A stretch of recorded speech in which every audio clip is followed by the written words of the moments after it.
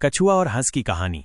एक बार की बात है, एक झील में एक कछुआ और दो हंस रहते थे। ये तीनों बहुत अच्छे दोस्त थे। कछुआ जमीन पर रहता था और हंस आसमान में उड़ते थे। एक दिन कछुआ हंसों से पूछा, तुम लोग तो आसमान में उड़कर बहुत दूर दूर तक जा सकते हो, मैं तो सिर्फ जमीन पर ही रेंग सकता हूँ। काश मैं भी तुम्हारी तरह उड़ सकूं।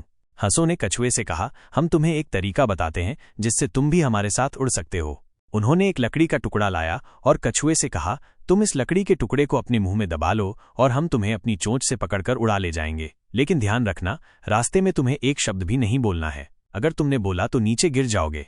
कछुआ मान गया और लकड़ी के टुकड़े को मुंह में दबा लिया। हंसों ने अपनी चोंच से लकड़ी का टुकड़ा पकड़ लिया और उड़ने लगे। वे बहुत ऊंचाई पर उड़ रहे थे।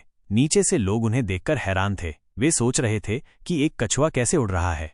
कछुआ बहुत खुश था। वो आसमान से नीचे की ओर देख रहा था। तभी उसे नीचे गांव में बहुत सारे लोग दिखाई दिए। वो उनकी ओर देखकर बहुत उत्साहित हो गया और चिल्ला उठा, देखो देखो, मैं भी उड़ रहा हूं। जैसे ही उसने मुंह खोला, लकड़ी का टुकड़ा उसके मुंह से छूट गया और वो नीचे गिर गया। कहानी की सीख। इस कहानी से हमें ये सीख मिलती है कि हमें हमेशा दूसरों की बात माननी चाहिए। अगर हम दूसरों की बात नहीं मानते हैं